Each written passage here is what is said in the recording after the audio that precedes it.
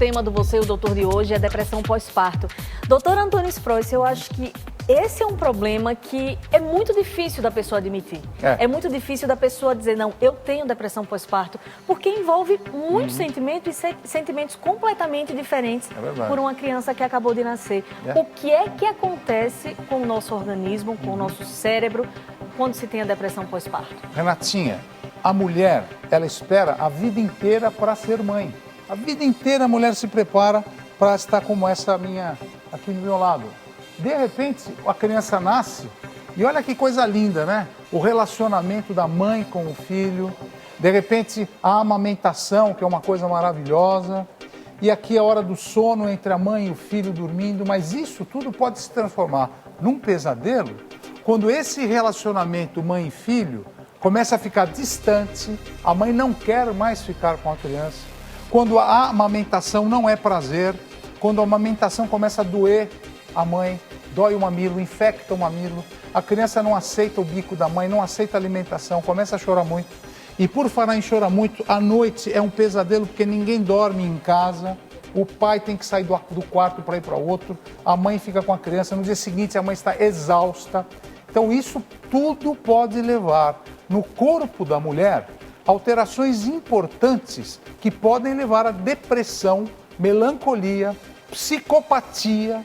Com casos mais graves é psicopatia. Então eu vou chamar uma arte agora para vocês entenderem o que acontece. No cérebro humano existem células responsáveis pelo nosso comportamento, que são os neurônios. Para uma célula falar com a outra, são aquilo que você está vendo, aquelas bolinhas amarelas, são substâncias químicas chamadas de neurotransmissores. Esses neurotransmissores, como a serotonina, a dopamina, são responsáveis pela nossa alegria, felicidade. E, de repente, a falta desses neurotransmissores leva à depressão. Então, a depressão pode ser encarada como um processo químico, neuroquímico cerebral, que atualmente está muito bem esclarecido. E aqui está na tela para vocês um cérebro normal, cheio de luz, cheio de química, e um cérebro depressivo, deprimido da mãe pós-parto, que sente essa tristeza, essa amargura, que é muito importante a gente conversar sobre isso agora. E quais são os fatores de risco, doutor Sprois? Quem é que pode ter a depressão pós-parto? Os principais fatores de risco para desenvolver o problema são as alterações hormonais. A hora que o nenê sai da mãe, queda dos hormônios estrógeno e progesterona. Outra coisa, é importante saber que quem teve depressão antes da gravidez ou até durante a gravidez também é fator de risco para desenvolver a depressão pós-parto. Histórico na família de depressão, tio, mães, pais que têm depressão podem dar na mãe a depressão pós-parto. Depois, a gravidez indesejada. A mulher trabalha o dia inteiro, é uma executiva, está trabalhando, de repente fica grávida, tem que interromper toda a carreira dela. Dificuldade para amamentar. Muitas vezes a mãe não tem leite ou fica com uma infecção no mamilo. E, finalmente, a falta de apoio familiar. Quantas famílias não apoiam uma gravidez que nunca sabe que vai ter alguém? De repente, o pai, a mãe, o sogro, ninguém gosta disso e a mulher sofre muito com isso aí. Doutor, o momento do atendimento, na hora do parto, contribui para que se haja ou não a depressão? O momento de como a mulher está sendo atendida para aquele momento específico. Aliás, da gestação? Isso foi um dos momentos do trabalho que a Fiocruz foi sobre esse. Quanto mais humanização houver, melhor é a recepção do nenê com a mãe. Melhor é a evolução no pós-parto. Então, o tratamento que a maternidade dá para a família é muito importante, para ela que ela não desenvolva outros problemas depois. Agora, qual é a grande diferença de uma tristeza, de uma melancolia para uma depressão pós-parto? Porque eu acho que muitas vezes a pessoa diz, não, eu só estou triste e não reconhece que já chegou no estágio da depressão. Isso. Como é que a pessoa pode perceber? Essa diferenciação é muito importante para vocês de casa, porque a tristeza e a melancolia pós-parto é normal, mas ela se dá entre 1 a 2 semanas no máximo.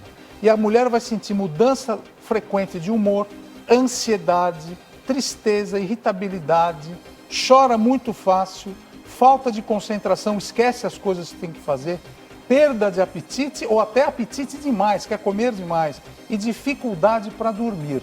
Esses são sintomas muito frequentes da melancolia. E apenas como eu falei, 1 ou 2 semanas. Uma semana. Já no segundo dia pós-parto, a mãe já tem isso que eu acabei de falar aqui para vocês. Agora, se os sintomas demoram mais de 2 semanas, 3 semanas e podem perdurar durante meses, aí eu já estou falando da depressão pós-parto.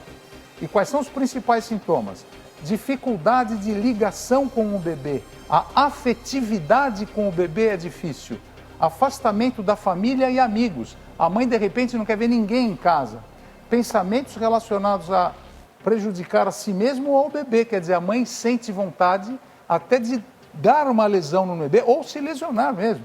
Sentimento de inutilidade, quer dizer, a mãe pensa que ela não serve para nada. Vergonha porque ela está obesa, está gorda. Culpa ou inadequação, ou seja, ela pensa que ela é uma péssima mãe, que não está sabendo fazer nada pela criança. E, finalmente, ansiedade grave e ataques de pânico. Isso aqui é frequente, a cada 4 mulheres pode acontecer isso.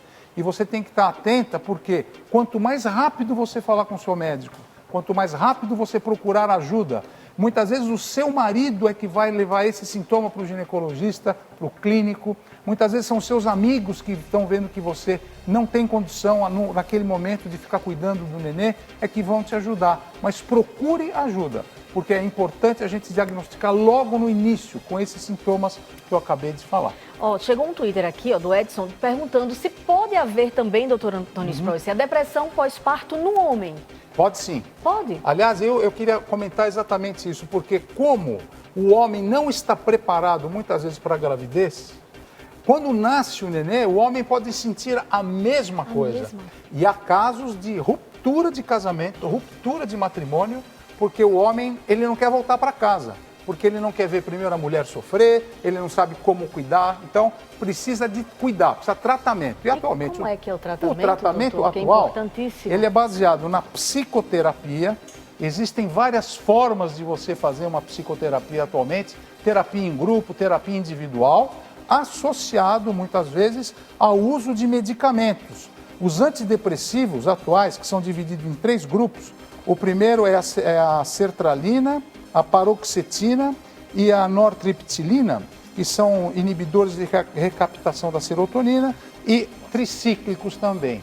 Sempre o médico é importante saber que hora vai dar o medicamento para não alterar o aleitamento, não alterar a amamentação. E esses grupos que eu falei são os que menos afetam a amamentação do nenê, que menos efeitos colaterais podem dar para o nenê. E é muito importante não deixar a mãe deprimida, porque vai alterar a linguagem da criança, pode dar problemas de motricidade no nenê mais tarde e aprendizado nessa criança. Então, é uma patologia que a gente tem que cuidar muito rápido, quanto mais cedo pegar, melhor. Muito obrigada, doutor Antônio Sprois, mais uma vez. Então, se você tem a depressão pós-parto, se você tem todos esses sintomas aqui que o doutor Antônio Sprois falou, procura ajuda, tem tratamento. E você que é marido, ajuda a esposa, porque não é frescura, é uma doença mesmo. E se você tem alguma dúvida, vai lá no chat meio-dia, r7.com. Tira todas as suas dúvidas com o doutor Antônio Sprois, que ele está lá para responder tudinho.